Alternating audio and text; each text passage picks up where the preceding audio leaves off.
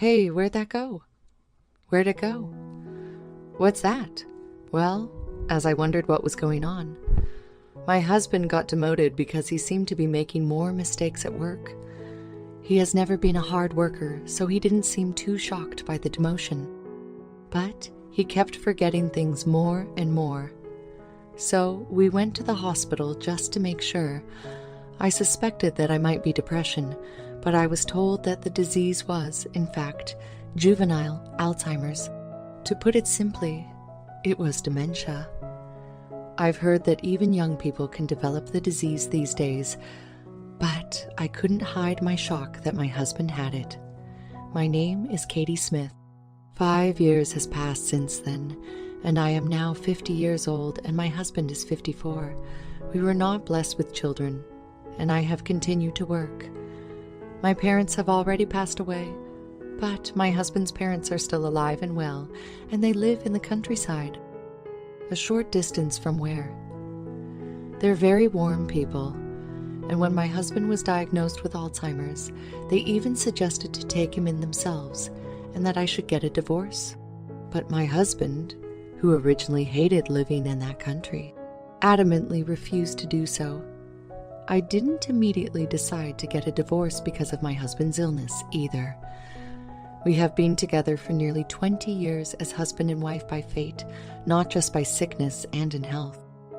Though I thought it would be wrong to say yes, bye-bye just because he became ill. Although my husband became more forgetful, it wasn't like he could no longer lead a normal life. Perhaps the medication he takes to control the progression of the disease is working. It isn't so bad because it's not like he's unable to do anything, and he's still able to recognize. Although he sometimes doesn't respond to me, he's not much different from a normal person when he acts normally. However, when I asked him about certain things, he often says he doesn't know or doesn't remember. He made more mistakes at work and sometimes cried when he couldn't understand the paperwork. I'm thinking of quitting the company, so if I quit, would you support me? He said so, but I couldn't say no to my anxious husband. And in the end, he quit the company. He never goes out and spends most of his time at home. But I don't see any problematic behavior when he's inside the house. He often leaves things out and doesn't put them away, or comes home to find food all over the place. But it's not like he's bothering anyone else. So it's within the realm of acceptable behavior. So my husband has been home ever since he quit his job. I talked to the doctor about the possibility of having someone to take care of him while I'm away at work. But he said that I don't have to worry too much because he still has the ability to detect danger. The doctor said, "We will talk again when the disease progresses. For now, the doctor told me to tell my husband to lock the door when he goes out and not to go outside alone." I was still a little concerned if he would be okay with that, but he just kept saying it's okay to be alone, and sometimes he lost his temper if I insisted too much. Shut up, I'm sick. Don't talk about unnecessary things. You're confusing my head more and more. Be considerate to me. I had to leave him alone because I couldn't handle him.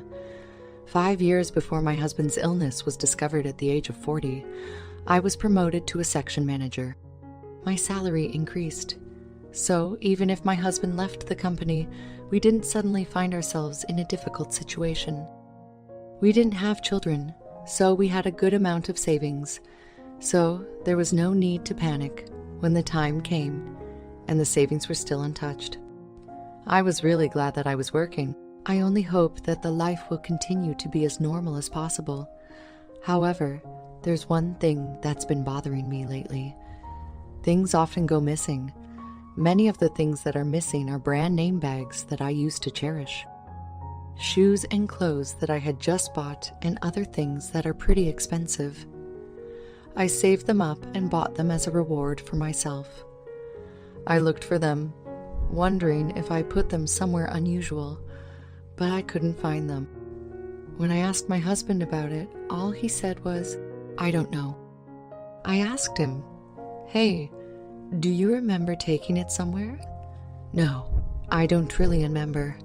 My husband just repeats the same words. I wonder if his illness has progressed to the point where he doesn't even remember that he took them out of the house. When I come home from work and asked what he did today, he often says, I can't really remember.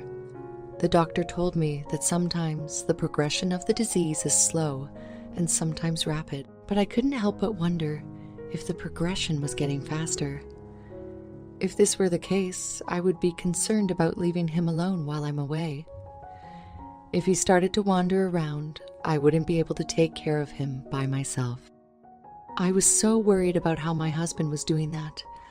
I set up surveillance cameras in the house without telling him. What if he starts wandering around and bothering other people? I don't want him to do that. If that were to happen, I would have to deal with the situation accordingly. A week later, after my husband went to sleep, I fearfully checked the footage from the camera. But what I saw, there was far beyond what I imagined, and I was astonished. I had no idea that this was happening. My husband was bringing a woman into our home. I haven't even had a proper conversation with my husband for the past 5 years. He only answered vaguely when I asked him anything, but in the video, he was talking normally without any barriers. It was hard to believe that he was suffering from dementia. Moreover, I was even more surprised when I saw the face of the woman who came in. It was a female doctor who had diagnosed my husband with dementia. The hospital we went to was the one that was in charge of medical checkups for my husband's company. Was this some kind of sick joke between my husband and the female doctor? Or is it a complete lie that he has dementia? Are you sure that she hasn't found out about it at all? Not at all. Dementia is a convenient disease. I don't have to work, and I could just say, I don't really remember it to anything inconvenient. What a bad man. You make your wife work while you relax at home and bring your mistress along. You started it, didn't you? When I said I was tired of working and wanted to quit, you said you had a good idea. I didn't think it would go so well. The woman was shown crossing her legs as she laughed with my husband. She's very cocky anyway.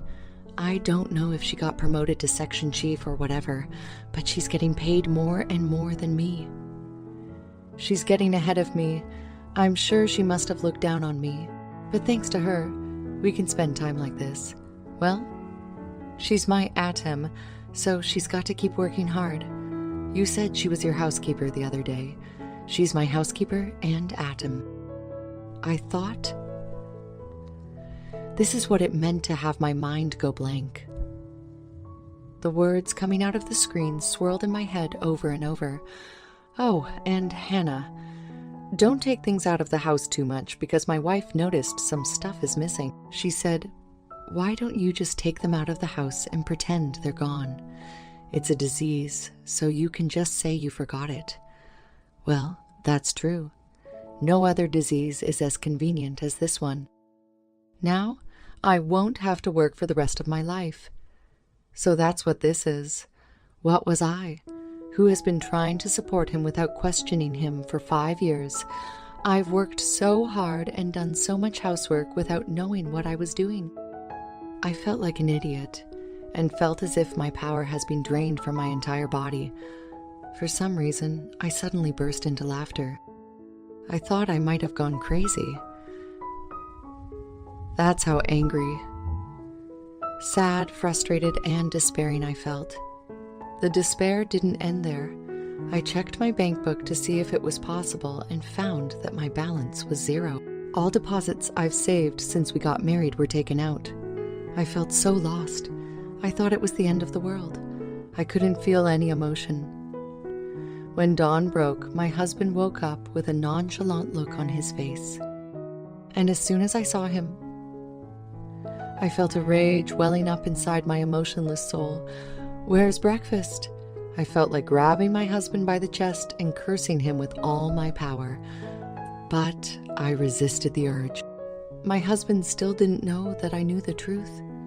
I couldn't stop myself from just confronting him with the truth and making him apologize right here and now. However, I had no idea what to do, but I knew that even if I got angry at him, he would just smile at me and say, "You found out, didn't you? What are you planning to do today? What is it? You never ask me that. I'm just wondering what you do at home every day. I really want to work like you do. But I'm sick, so I just scare everyone around me. Some trouble. I envy you for being able to work." I wondered how he could say such things so blatantly. Of course, since it is a clear fact that he cheated on me, I can use it as a reason to file for alimony and divorce. But when I thought about the past 5 years, I was so frustrated, and I burst into tears. I feel that people who can do such things with impunity would normally say, "I'm just kidding." Then they will try their best to make excuses by putting up some unexplainable logic. A few days passed as I figured out what I should do. Just looking at my husband's face made me want to throw up, but I endured it patiently. The camera remained attached. My husband thought I knew nothing about it, so he continued to bring the doctor in when I was out of town. I said, "Hey, did anyone come in today? I thought I smelled someone else." He said, "Well, I might have came, but I don't remember. Maybe it was a salesman. So how are you feeling? You've been looking better lately. Are you on the mend? Treatment?" I don't think so. I think I've become more forgetful lately. The doctor said that once you have the disease, you can slow down the progression, but you can't cure it. Yeah, that's right. That doctor was a beautiful woman, wasn't she? Was she? I can't really remember her face. In a way, I was impressed that he could continue to act like this for so long. I couldn't just shut up and sit.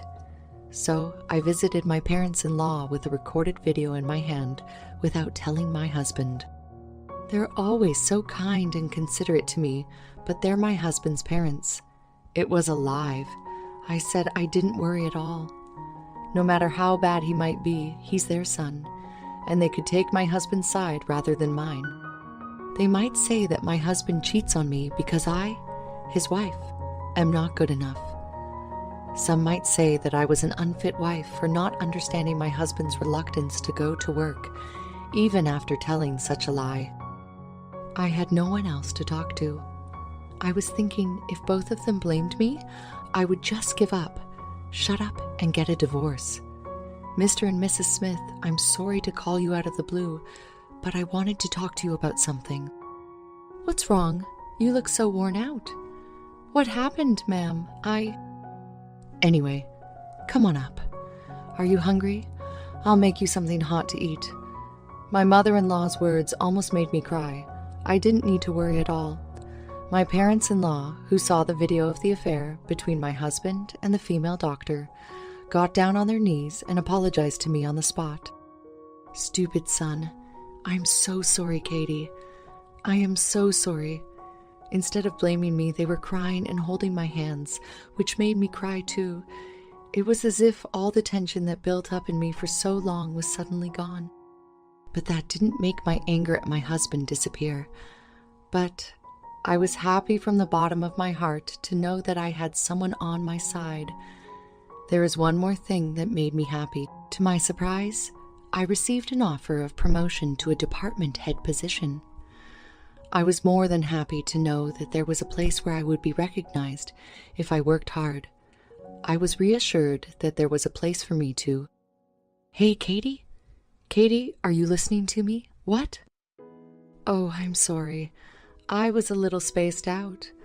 I was thinking about how I could punish my husband, and I got a little carried away. It's not funny if you and your husband are both demented." His words made me think of something. "I wondered if you would take care of me if I became demented." "Screw you. I've got my hands full with me, myself. There's no way I can take care of you." When I said this, my husband looked at me with wide eyes. From then on, I've tried to say a little more of what he said before every day to make it more real. Hey, what was I doing earlier? I've been making a lot of mistakes at work lately. I seem to be forgetting things. I forgot how to use the washing machine or how to cook rice. My husband began to get more and more nervous. I don't know if I can keep working, but I'm glad you're here. After about 2 months of this, one day when I came home from work, I found out that my husband left the house. He left behind the divorce papers he had already filled out. He even left a polite note. I don't want to cause you any more trouble, so I've decided to divorce you. Please don't look for me, Ken. I know he ran away because he thought I might have dementia. Besides, I know exactly where my husband left off. My husband rented an apartment so that he could continue his relationship with the female doctor. This was also revealed in the hidden video. I'm getting a divorce. It won't be funny if I have to take care of her. I have already moved my savings to another place, so I won't have to worry about living for a while, he said with a laugh.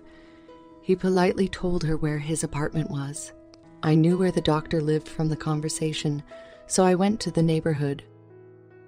The female doctor was married and lived in a house in the suburbs with her family. I immediately submitted the divorce paper and sent a bill for alimony and property division to her husband's newly rented apartment.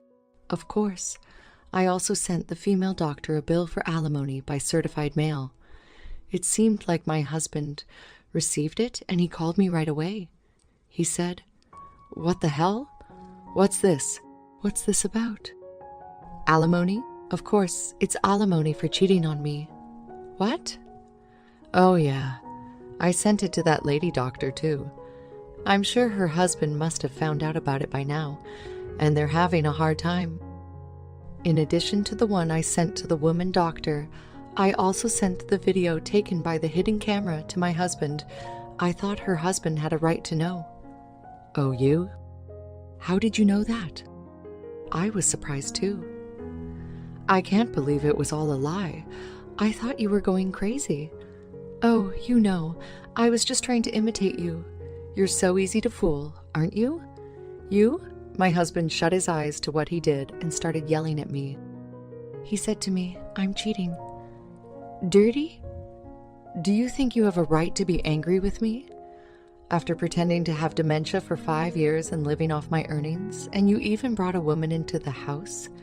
Do you think you're allowed to do that? I guess my husband never even dreamed that I knew everything. Suddenly, he became slurred. But what do you mean? But, division of property. I don't have property. You have her savings. Oh, I've already spent it all, and there's not a penny left. I thought he has come this far and was still blabbing. I revealed that I planted a camera in her house. I also told him that I heard everything he had told the woman doctor there, and that I had all footage as evidence. I have solid proof. When I told him that his parents knew about this and were furious, he started yelling at me again, saying, "How dare you told them about this?" He doesn't seem to understand that he has no right to yell at me now. Thank God you blabbed on and on. So I didn't have to hire an investigative firm and spend any extra money.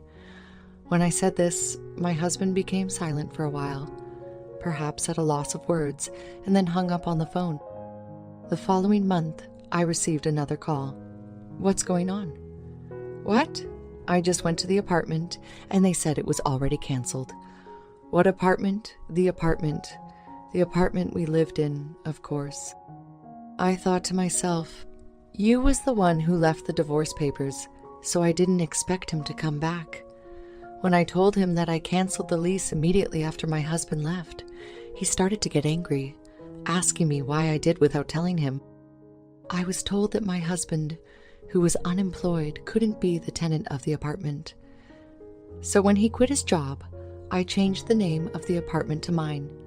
So it was up to me to decide when to terminate the lease and where to move. I bought a condo. I live there now. You bought it. With the alimony, I got from you and your lover and the savings I got back.